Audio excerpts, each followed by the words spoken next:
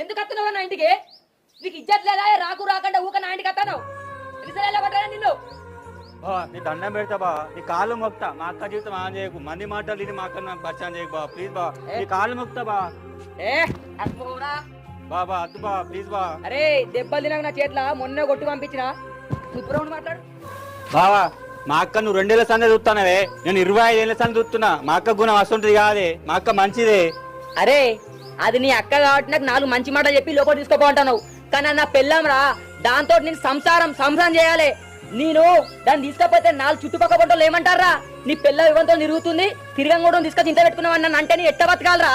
ఎన్నిసార్లు చెప్పాలో నా ఇంటికి రాకనే ఏ పోరా. వా మా అక్క మంచిది బా, మా అక్క గుణం వస్తుంటది కాదు బా. 20 ఏళ్ల సందే చూస్తున్నా బా నేను.